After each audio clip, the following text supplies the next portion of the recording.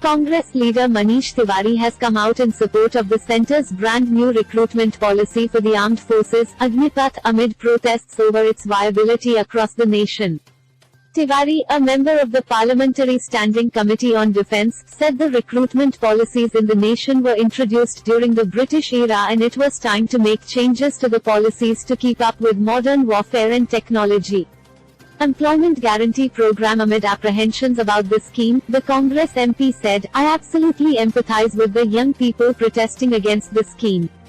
Tewari said the nature of warfare has completely transformed over the last few decades and the armed forces are not an employment guarantee program. In the last 3 decades, most armed forces have transitioned to a very light footprint on the ground while being very heavy on technology and artillery.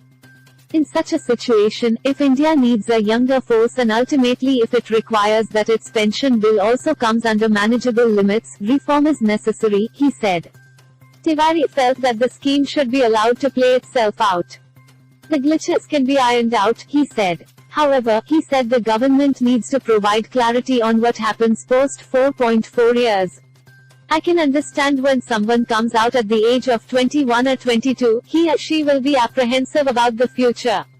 So there should be clarity on further employment," he said. Going against his party's opinions, Tewari said, "Without going into judgment, I would like to take you to how the armed forces were set up. Earlier, there were only 3 divisions and only upper-class Hindus were inducted.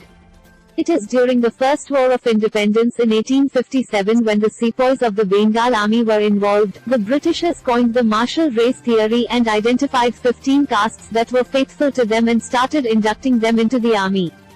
Most of these troops were from the north. By the end of World War II, there was heavy recruitment from the north of India.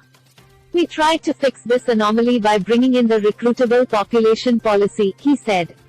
Given these circumstances, continuing with paradigms set by imperialists for ulterior motives would be irrelevant in the 21-carat saint century, said Tewari.